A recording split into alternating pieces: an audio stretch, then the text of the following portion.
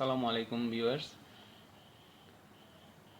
আমি আজকে আপনাদের সাথে অজৈব রসায়নের পর্যায় সারণীর যে বিষয়গুলো নিয়ে আগে আলোচনা করেছিলাম তার ধারাবাহিকতায় আজকে কিছু বিষয়ে আলোচনা করতে যাচ্ছি। তার মধ্যে রয়েছে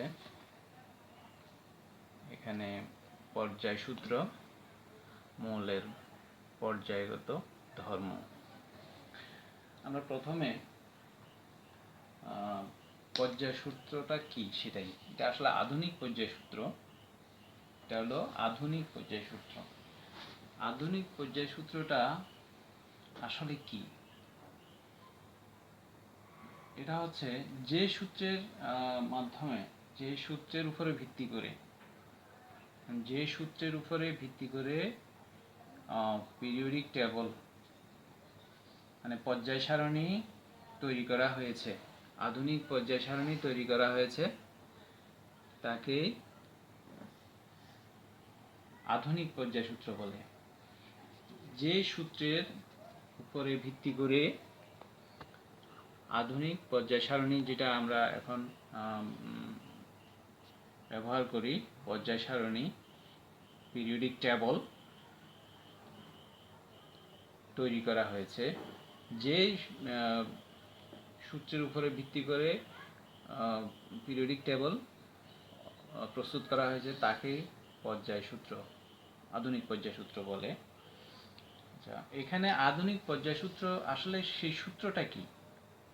সূত্রটা হচ্ছে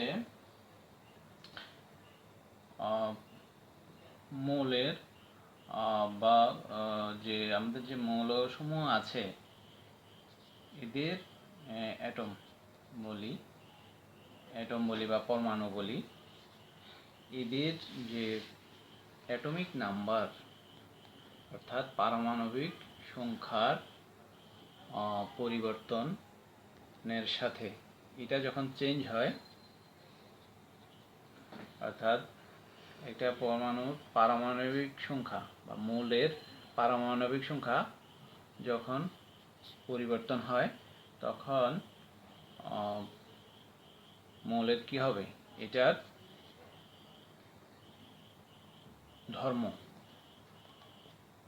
ধর্মের মধ্যে ভৌত ও রাসায়নিক দুটাই হতে পারে, ভৌত ধর্ম এবং রাসায়নিক ধর্ম।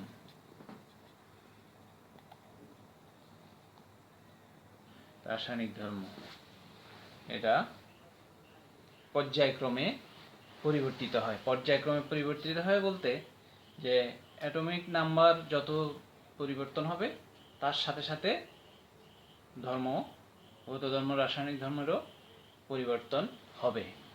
তাহলে আমরা কি জানলাম? যে মানে আধুনিক পর্যায় সূত্রটা হচ্ছে এটাই যে একটি মৌলের পারমাণবিক সংখ্যা পরিবর্তনের সাথে সাথে তার যে ভৌত এবং রাসায়নিক ধর্মের পরিবর্তন ঘটে, পর্যায়ক্রমে পরিবর্তন ঘটে আর কি। পারমাণবিক সংখ্যা যতই পরিবর্তিত হবে ভৌত এবং রাসায়নিক ধর্ম তত সেভাবেই পরিবর্তিত হয়। এখন আমরা দেখব যে আসলে দ্বিতীয়টা কি। আমি পর্যায় সূত্র বললাম, পরেরটা হচ্ছে মৌলের পর্যায়গত ধর্ম। মৌলের পর্যায়গত ধর্ম বলতে আমরা যেটা বুঝি, যে এই কথাটা বললাম যে অ্যাটমিক নাম্বার চেঞ্জের সাথে সাথে এটা যখন চেঞ্জ হয় তখনই আমি বলছিলাম যে ভৌত এবং রাসায়নিক ধর্ম পরিবর্তিত হয়, ভৌত ধর্ম রাসায়নিক ধর্ম পরিবর্তিত হয়। এখন সেই ধর্মগুলো কি কি আছে আমরা একটু দেখি। এগুলোর মধ্যে আছে আয়োনাইজেশন পটেনশিয়াল, অর্থাৎ আয়োনাইজেশন পটেনশিয়াল হলো আয়নীকরণ বিভব বা আয়োনাইজেশন পটেনশিয়াল বলে এটাকে। তারপরে আছে ইলেকট্রন অ্যাফিনিটি, অর্থাৎ ইলেকট্রন আসক্তি। তারপরে ইলেকট্রোনেগেটিভিটি, এগুলো অনেকগুলো আছে। ইলেকট্রোনেগেটিভিটি, নেগেটিভিটি অর্থাৎ এটাকে বলা হয় তড়িৎ তড়িৎ ঋণাত্মকতা।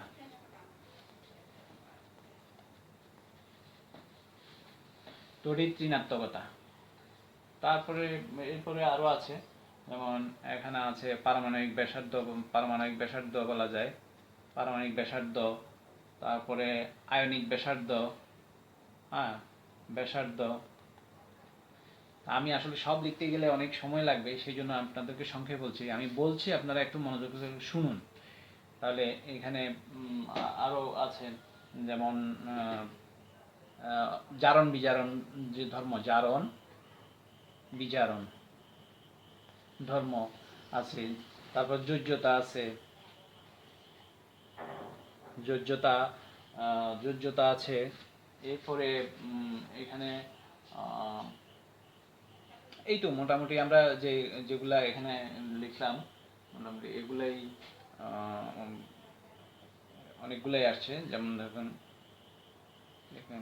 আরো আছে, তা আমরা মোটামুটি এগুলো নিয়ে একটু আলোচনা করব ধারাবাহিকভাবে। তবে আমি আজকে যেটা আলোচনা করব সেটা হচ্ছে যে আয়নীকরণ বিভব, এই জিনিসটা সম্পর্কে আজকে আলোচনা করব। আয়নীকরণ বিভবটা কি? আয়নীকরণ বিভব হচ্ছে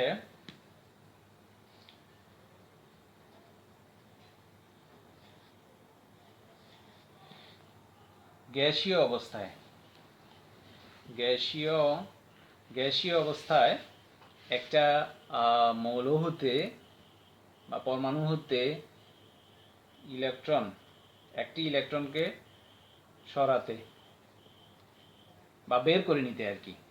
ইলেকট্রন সরাতে যে শক্তি লাগে, এখানে একটা শক্তি লাগে,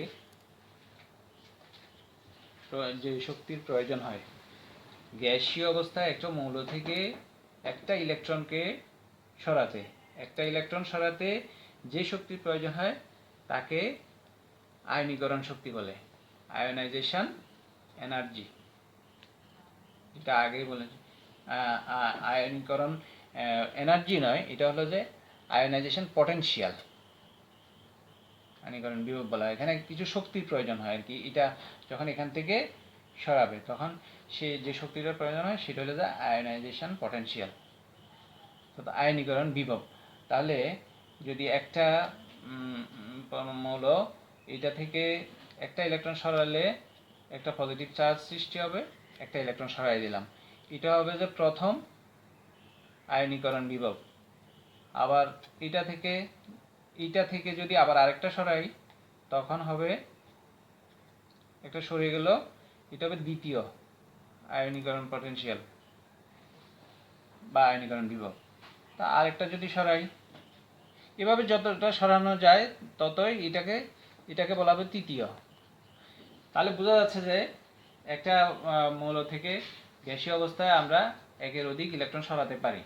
যদিও আমি বলেছি এই একটা ইলেকট্রন সরাতে, তাহলে এই ইলেকট্রন যতটাই সরুক, এটা প্রথম আয়নীকরণ, দ্বিতীয় আয়নীকরণ, তৃতীয় আয়নীকরণ, আমরা এভাবেই এটাকে বলতে পারি। তো এখানে পর্যায় সারণীতে যে জিনিসটা হয়, পর্যায় সারণীতে এভাবে শ্রেণী থাকে, এদিকে পর্যায় থাকে। এটা হচ্ছে যে পর্যায়, এটা হচ্ছে শ্রেণী।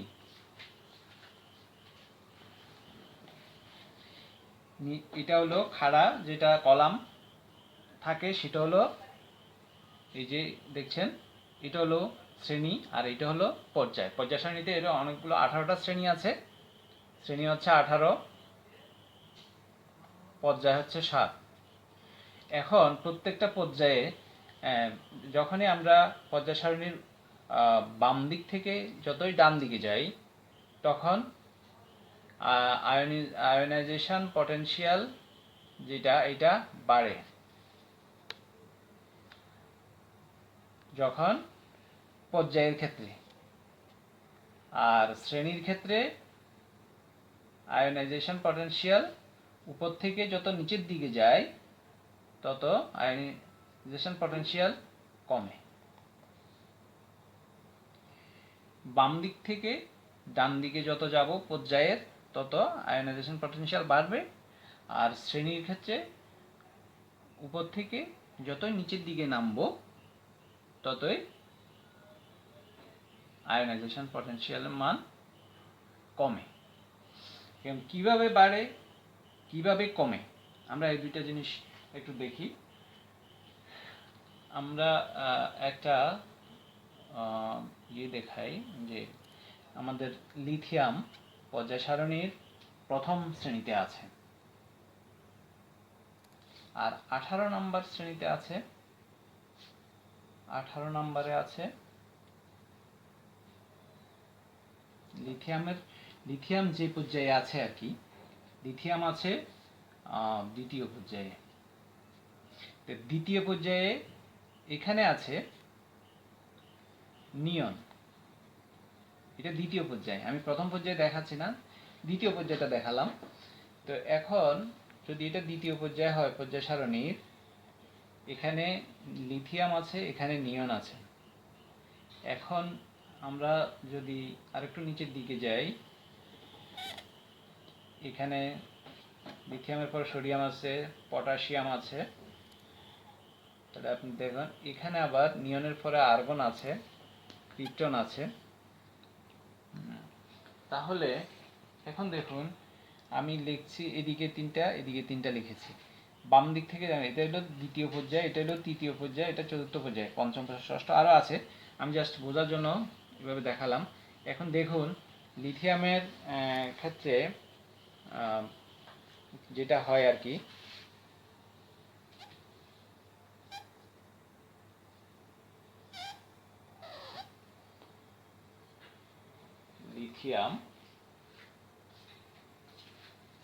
লিথিয়ামের পরে আছে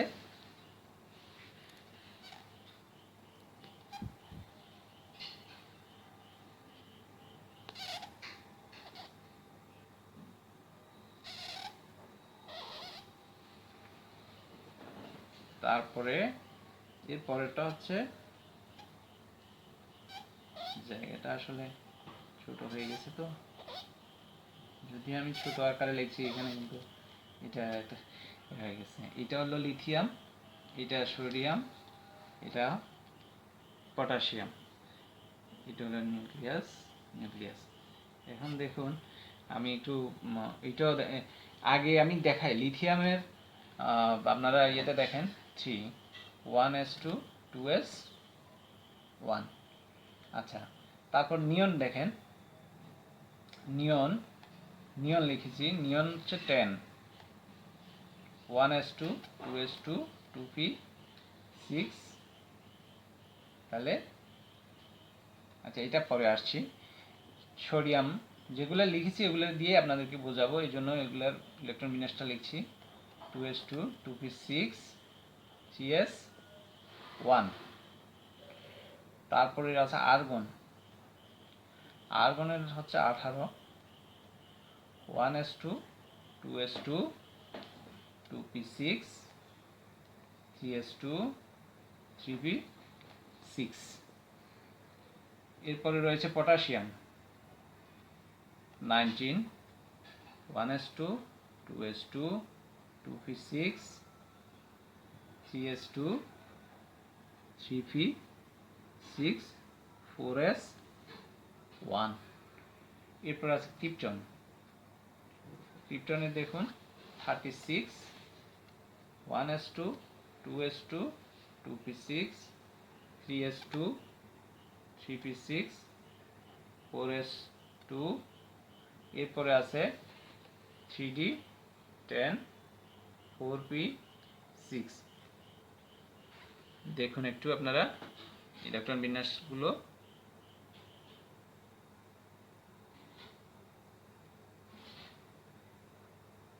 আমি ইলেকট্রন বিন্যাসগুলো দেখালাম। এখন দেখুন আমি এখানে তিনটা এগুলাকে আমরা শক্তি স্তর আকারে দেখালাম, পরমাণুটাকে আকারে। এখানে আমি নিয়নেরটাও দেখাই, নিয়নের হচ্ছে তারপরে আছে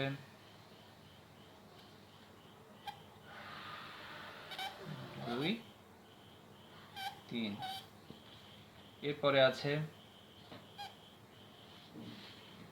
1 2 3 4। যদিও এখানে আমার একটু সুন্দর হয় নাই, আমি জাস্ট আপনাদের বোঝার জন্য দিয়েছি আর কি। এটা হলো নিয়ন, এটা হচ্ছে আর্গন, এটা হচ্ছে ক্রিপ্টন। এখন দেখুন পর্যায় সারণীতে একই পর্যায়ে আমি বলেছিলাম যে একই পর্যায়ের বাম দিক থেকে যতই ডান দিকে যাওয়া যায় ততই আয়নীকরণ বিভব বাড়ে। এটা কিভাবে বাড়ে? আমরা যদি এই যে শক্তির কথা বলেছিলাম ইলেকট্রন সরাতে যে শক্তি লাগে সেটাই আয়নীকরণ বিভব। এখন দেখুন পর্যায় সারণীর বাম দিক থেকে যতই ডান দিকে যাওয়া যায় ততই এখানে একটা জিনিস লক্ষ্য করুন, প্রথম 1 নম্বর শ্রেণী এবং 18 নম্বর শ্রেণীতে 1 নম্বর শ্রেণীর লিথিয়াম এবং 18 নম্বর শ্রেণীর নিয়ন এক শক্তি স্তর কিন্তু একই, দ্বিতীয় শক্তি স্তরে ইলেকট্রন আছে। তৃতীয় শক্তি স্তরে এটারও দ্বিতীয় শক্তি স্তরে ইলেকট্রন আছে এবং এটারও দ্বিতীয় শক্তি স্তরে ইলেকট্রন অবস্থান করে। কাজেই নিউক্লিয়াস থেকে দেখা যাচ্ছে যে দুইটারই যদিও দ্বিতীয় শক্তি স্তরের যে ইয়েটা সেটা দ্বিতীয় শক্তি স্তর, কিন্তু এখানে একটা বিষয় হচ্ছে লিথিয়ামে আছে 3টা ইলেকট্রন, নিয়নের আছে 10টা ইলেকট্রন। তো আমরা একটা জিনিস জানি যে নিউক্লিয়াসে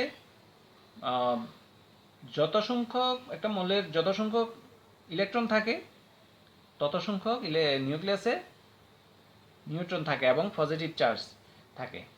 তাহলে এই যে চার্জ এখানে থাকলো 3টা, পজিটিভ চার্জের পরিমাণ এখানে যে পরিমাণ থাকবে 3টা নিউট্রন, 3টা প্রোটন যদি থাকে আর বাইরে যদি ইলেকট্রন 3টা থাকে, আর সেই ক্ষেত্রে এদের মধ্যে একটা আকর্ষণ কাজ করছে।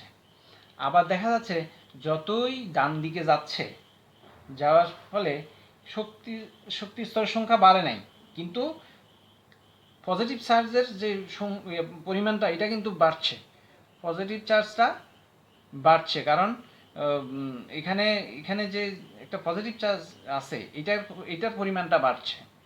যদিও শক্তি স্তর একই রয়ে গেছে, দ্বিতীয় শক্তি স্তর পর্যন্ত সীমাবদ্ধ, দ্বিতীয় পর্যায়ে নিয়নে দ্বিতীয় শক্তি স্তর পর্যন্ত সীমাবদ্ধ, কিন্তু নিউক্লিয়াসে পজিটিভ চার্জের পরিমাণটা বেড়ে যাওয়ার কারণে এই যে ইলেকট্রনটাকে সরাতে অনেক বেশি পরিমাণ শক্তির প্রয়োজন হবে। সেই জন্য এই লিথিয়াম তুলনায় নিয়ন থেকে ইলেকট্রন সরানো শক্তি বেশি লাগবে এবং নিয়নের ক্ষেত্রে এটা আয়নীকরণ বিভবটা বেশি হবে, এই ক্ষেত্রে আয়নীকরণ বিভব বেশি হবে।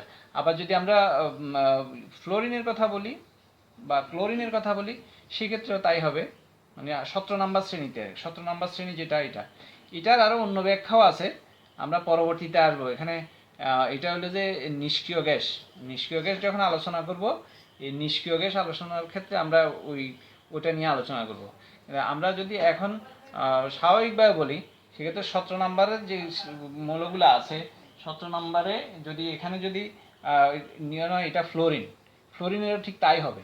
ফ্লোরিনের ক্ষেত্রে লিথিয়াম থেকে এই ফ্লোরিন থেকে ইলেকট্রন সরানো অনেক কঠিন হবে। তারপর ক্লোরিন আছে, তারপর ব্রোমিন আছে, এই যে এগুলো থেকে ইলেকট্রন সরাতে অনেক কঠিন হবে, কারণ দ্বিতীয় শক্তি স্তরে যেটা বললাম আর কি যে পজিটিভ চার্জের পরিমাণ বাড়ে সেই জন্য। আবার এখানে দেখুন এটা তো গেলো বাম দিক থেকে ডান দিকে বাড়লো, কিন্তু উপর থেকে নিচে যখন যাচ্ছে একই শ্রেণী, এটা কিন্তু একই শ্রেণীর ক্ষেত্রে দেখাইছি আমি যে 1 নম্বর শ্রেণী লিথিয়াম সোডিয়াম পটাশিয়াম। এখন দেখুন লিথিয়ামের ক্ষেত্রে যে পরমাণুর যে আকার যেটা আছে, বা আমি যদি বলি যে এখানে ব্যাসার্ধের বিষয়টা আসে, ব্যাসার্ধ একটা বিষয় আছে যে এটার ব্যাসার্ধ একই, কিন্তু এখানে দেখুন এটার আকারটা বড়, এখানে তৃতীয় শক্তি স্তর পর্যন্ত আছে। সোডিয়ামের ইলেকট্রন কোথায় গেছে? তৃতীয় শক্তি স্তরে গেছে। তার মানে এখানে এটার আকারটা এটার থেকে এটার আকার বড়, আবার এটার থেকে এটার আকার বড়। এখানে চতুর্থ শক্তি স্তর পর্যন্ত আছে। পটাশিয়ামের চতুর্থ শক্তি স্তর, এটা ক্রিপ্টন, চতুর্থ শক্তি স্তর পর্যন্ত আছে। তাহলে এখন দেখুন, এটা যতই নিচের দিকে নামতেছে ততই আকারটা বাড়তেছে, কিন্তু আকার বাড়ার সাথে সাথে যে কাজটা হচ্ছে, এখানে কিন্তু আকারটা বাড়ে নাই। এটার আকার যেরকম এটার আকারও সমান প্রায়, হ্যাঁ একই রকম। ওই যে বললাম দ্বিতীয় শক্তি স্তর বা তৃতীয় শক্তি স্তর, এখানে কিন্তু আকারটা বাড়ছে, একটা একটা করে শক্তি স্তর বাড়ছে। তাহলে পরমাণুর আকারটাও বাড়ছে।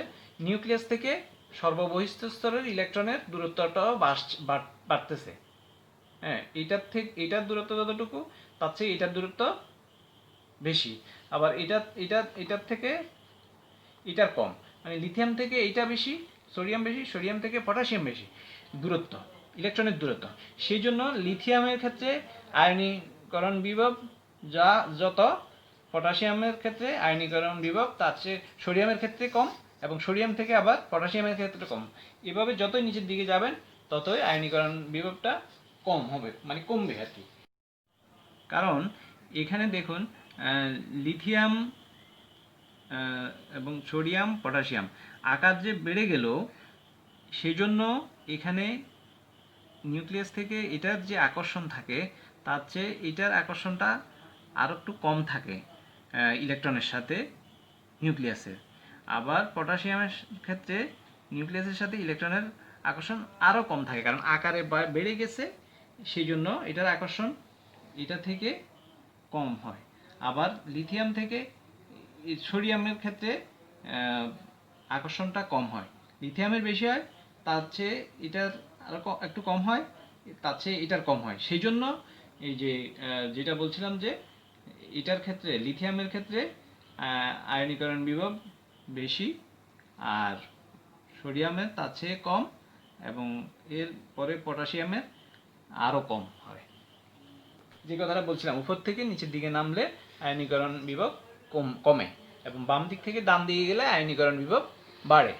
তা আমরা এই দুটো জিনিস এভাবেই ব্যাখ্যা করতে পারি বা আলোচনা করতে পারি। আপনারা এটা দিয়েও করতে পারেন, ফ্লোরিন, ক্লোরিন, ব্রোমিন, এগুলোর ইলেকট্রন বিন্যাস লিখলেও দেখবেন ঠিক একইভাবে বিষয়টা এভাবে আসছে আর কি।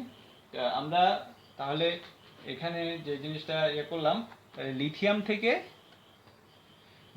থেকে সোডিয়ামের, পটাশিয়ামের, এভাবে আর কি, রুবেডিয়াম, অর্থাৎ এইভাবে আয়নীকরণ বিভবটা এটার বেশি, তার থেকে এটার কম, তার থেকে এটার কম, তার থেকে এইটার কম, রুবেডিয়াম, এটা আরবি। আবার দেখুন, আমি যদি ওইভাবে দেখাই বাম দিক থেকে ডান দিকে, তখন হবে কি, লিথিয়াম, তারপরে কি আছে, বেরিলিয়াম, বোরন, কার্বন, হ্যাঁ, নাইট্রোজেন, এভাবে যাবে। এবার অক্সিজেন এভাবে ধীরে ধীরে এইদিকে ডান দিকে যতগুলো আছে ওই বাড়বে আর কি, ধীরে ধীরে। লিথিয়াম থেকে এটার বেশি, এইভাবে যাতে অক্সিজেনের আরও বেশি, তারপরে এর পরেরটাতে আরও বেশি হবে। তার মানে একই পর্যায়ে বাম দিক থেকে ডান দিকে আয়নীকরণ বিভব বাড়লো, আবার পর্যায় সারণীর উপর থেকে নিচের দিকে যতই নামবো ততই আয়নীকরণ বিভব কমবে। তো তাহলে আমরা আজকে আয়নীকরণ বিভব সম্পর্কে আলোচনা করলাম।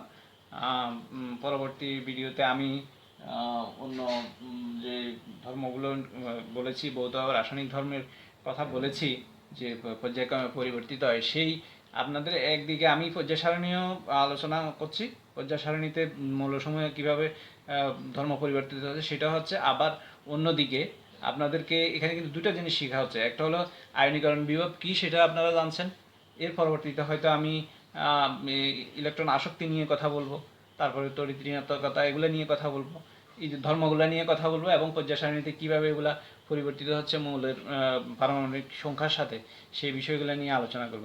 তো আজ এই পর্যন্তই, সবাই ভালো থাকুন, আল্লাহ হাফেজ।